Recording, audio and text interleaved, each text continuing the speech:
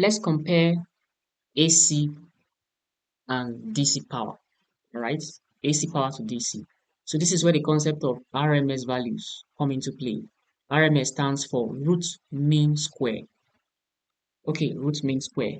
Previously, we have seen that in an AC circuit, a resistor responds instantaneously. Not that the resistance value changes, but that the power and the energy consumed changes with time. Okay, it is easier to relate to a DC circuit because for a DC circuit, the power remains constant. All right, P is equal to IV, or P is equal to I squared R. All right, P is equal to IV, which is equal to I squared R, which is equal to V squared over R. So it remains constant. It is easy to know which power or which amount of power is consumed in a DC circuit. Now, in an AC circuit, we have stated that the value of the power changes, all right, with time in a resistor. So if an AC passes through a resistor, how do we now know the power consumed since the power changes over a range of values from 0 to maximum to minimum, back and like that sinusoidally? And then the energy consumed also changes. So in an AC circuit, how do we tell now if a full circle of an AC passes through the resistor? How do we now calculate the energy consumed or the power dissipated? Which of the values of that power are we going to be using? That's the question we want to answer in this short discussion. All right, and this is where RMS values come into play. Now, instantaneous AC power fluctuates with time. We have seen that from the previous discussion that um, the Ohm's law that applies to resistors in AC circuits applies based on the instantaneous values, all right, which are for the current, for the voltage V of T. Let's use a black color so that to be a little bit. V of T is equal to Ohm's law I of T multiplied by the resistance value R. This is still V is equal to IR. The only difference now is that it's the instantaneous values that are in play here. Okay, that also makes it that the power, all right, power P is going to be instantaneous because it's based on the value of the current or the voltage at a particular time. So P of T is going to be equal to I of T, or I of T squared multiplied by R, or we can say V of T squared over R, beg your pardon, V of T squared, of course we are squaring the whole entity there, all over R, or we can say is equal to I of T multiplied by V of T. So anything about the power, the current, and the voltage, all right, is instantaneous. So we have it that the power fluctuates with time. So that's why we're having the power being time bound, all right? So if we apply the formula for the instantaneous current and the voltage now, if we want to apply this one now, V squared of T, V of T squared over R, recall that V of T, the sinusoidal quantity there, okay, V of T is equal to Vm sine omega T, right? So if you want to put that into any of these equations that captures that quantity, let's just use this one and see. We can say that power P of T is equal to V of T squared over R, because P is equal to V squared over R is a formula for calculating power in electrical circuits. All right, it's equal to V of T now, which is Vm sine omega t, everything squared, divided by r. So what do we now make of all of this? I asked a very important question at the beginning, that since voltage, current, and power is fluctuating, which of those values are we going to be using, especially for power consumption? Power changes with time.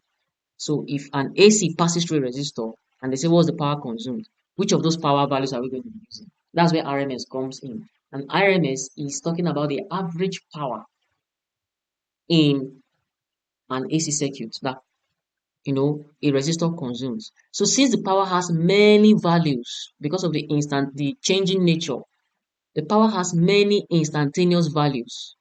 So for us to get the actual power consumed, we take what we call the average power. The average power. The average power. And the what we call root mean square value defines this average power. All right. So the root mean square value is the equivalent DC value that delivers the same average power.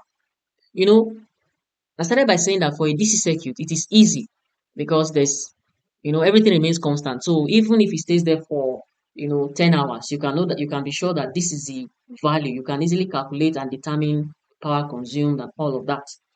But for an AC circuit, it's not like that.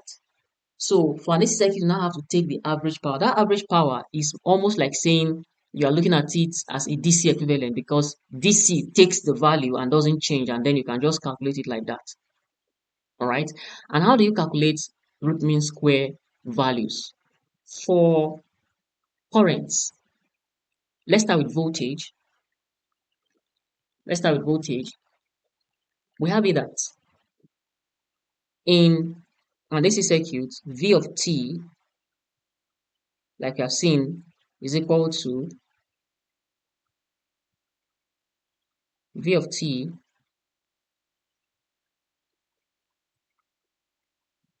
V of t is equal to Vm sine omega t. So the root mean square value now for current or voltage can be calculated as, if it's for voltage, Vrms is equal to Vm maximum value divided by root 2. Of course, this is also something you must have learned from your basic physics. Same thing goes for the current. Current also fluctuates with time. All right. So for current, you have I of t to be equal to Im, which is the amplitude or the maximum value, sine omega t. So the RMS value for the current as well, IRMS, is going to be equal to Im divided by root 2. So this RMS value defines, from these RMS values, we can be able to get, the it defines the average value, all right, from which you can get the average power in an AC circuit. So the RMS value is a very important quantity in dealing with AC circuits. Okay, so average power takes the familiar DC form using RMS values. So P average is equal to IRMS squared over R, or VRM, I beg your pardon, IRMS squared R, or VRMS squared, over R.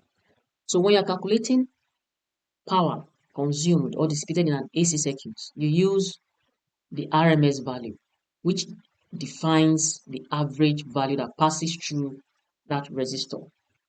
Okay, so applying that now, instead of saying P of t is equal to I of t squared R, I of t squared multiplied by R, we are taking the average value either for current or for voltage. And that average value is the DC equivalent, which is represented as RMS value. So therefore, power in AC circuits for resistors will now be P is equal to the RMS value, the square of the RMS value, all right, multiplied by R, which is equal to the square of, instead of V squared now, it will be the RMS value all over R, right? Or we can say IV, IRMS. Instead of saying IV now, it is the RMS value we'll now use, multiplied by VRMS. So in calculating power dissipated in an AC circuit, these are the relationships we use. We use the average value, which is represented by the DC equivalent, known as RMS value. Because if you want to use the instantaneous value, you won't get it. It changes. Before you know it has changed. So the mathematical approach is to look for a way to define an average value that you can use to perform your calculations. Okay, so we can substitute this here, all right, and then we can say that, okay, P is equal to IRMS. This is just mathematics. You can play around the mathematics, right? IRMS is equal to IM over root 2. That is IM over root 2 now. IRMS squared multiplied by R, right? So playing around this, that is that you're like saying I squared R divided by 2 by the time you simplify. So every other thing, you can just play around the mathematics, do some substitutions and see how it looks like. But the idea here is that in calculating power dissipated in an AC circuit in a resistor, you use the RMS values. That's like a DC equivalent that describes the average value of that AC that passes through the resistor. It produces the same effect, right? The same energy as if it's a particular DC value that is going through that resistor. That's what is represented on this graph. This blue line represents the RMS value, the average value now, right? There are advanced mathematical proofs to why we are using these relationships, but the mathematical proofs, those advanced proofs, is not within the scope of what we're supposed to discuss in this syllabus for now. Okay, finally, mains and instrument ratings are RMS values, not peak values. For an AC, an alternating current or an alternating voltage, there's a VM there. Now, in your houses, on your appliances, you are going to see that they will say this appliance is rated 240 volts, for example, or 230 volts. Here in Nigeria, we use 230 and 240 volts. Now, this rating that you always see on your appliances or that you see as a main supply, this rating is actually the RMS value, all right, of the voltage that is, required for that appliance. It is the RMS value. They don't need to put RMS there, but it is the RMS value. What is being said is that, or what that implies is that those appliances are running on alternating current. So the average value required for that particular appliance is what is stated. So anytime you see a rating on an appliance or a rating from a main supply, it is the RMS value that is, that is meant, not the peak value, nor the instantaneous value. Okay, we have some simple examples here. A 100 ohm resistor in an ECG, in an ECG led wire protection network, is connected to a 5-volt DC source and then to a 5-volt RMS 60 Hz AC source. Okay, we are asked to find the power dissipated in both. If it's for DC, it's very simple. We have R and then we have V. All right.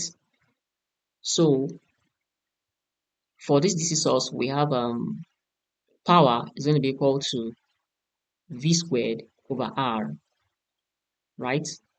Which is going to be equal to 5 squared over 100.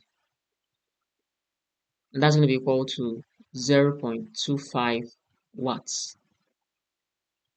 So since we already have the resistance value and the voltage value given, we just use this other equation, V squared over R. We can as well use E is equal to I squared R, but that means we have to use Ohm's law, V is equal to IR, to determine what the value of I is first before we plug it into the equation as it is done in the first presentation of the solution here. Okay. Now, for the second case, we're giving the RMS value straight. So we don't need to do any conversion. We just plug it in and then we still get our answers. However, in some questions, you might not be giving the RMS value straight. They might just give you the instantaneous value. They might tell you that um, maybe the voltage is given as V of t, right, is equal to, say, um, maybe 250, for example, sine maybe 100 pi t. This is just, I'm just choosing random figures to just explain something here. They might just give you the voltage like this. And they'll say you should find maybe the resistor, the resistance value there is, say, 50 ohms now. You now say find the power in this case. You know that P is V squared over R. This V is here. This is the instantaneous value. This is the maximum value, the peak value. This is not the one you're going to be using. You're going to be using the RMS value. So what you should use here is the RMS value. So if you're not giving the RMS value just like you are giving in this example, you have to now find the RMS value from this peak value. And what is the relationship? We have seen that previously here. That RMS value is maximum value divided by root 2. So you have to use that maximum value to get your RMS value. So VRMS is equal to VM over root 2. So based on this example now, the maximum value is 250. And it's going to be equal to 250 over root 2. 250 divided by root 2. So whatever you now get from here is now your RMS value for the voltage. That's what you're going to plug in to now perform the solutions. Alright, so the takeaway is that for pure resistor, RMS AC values and DC values produce identical power relationship.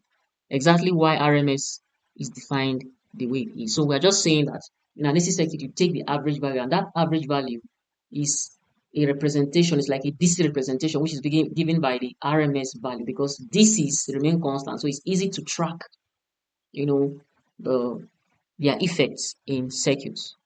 So in summary, a resistor obeys Ohm's law instantaneously in an AC circuit, whether it is driven by an AC circuit or a DC. So it obeys Ohm's law. Okay. Under AC excitation, resistor voltage and current stay perfectly in phase. Impedance is purely real, right? We've seen that already. And ideal resistor's value is independent of frequency. That is, resistance value does not change with frequency. Then use RMS values for AC power calculations. We have seen that. The average value, which is also the RMS value, is what we use in calculating power and energy consumed. In biomedical instrumentation, resistors set gain, bias sensors, protect patients, and shape frequency response in both DC and AC systems. So as you progress in this course of study, you're going to be coming across some more advanced applications where you now begin to deal with, biomedical instrumentation, biomedical equipment. That's where all these foundations will now begin to make sense. So whatsoever we are discussing at this level, kindly take notes and then make sure you really understand these basics. So what we are giving you at this level is just the basics yet. By the time you begin to get to 300 level, 400 level, you now begin to apply these basics to what you are, studying.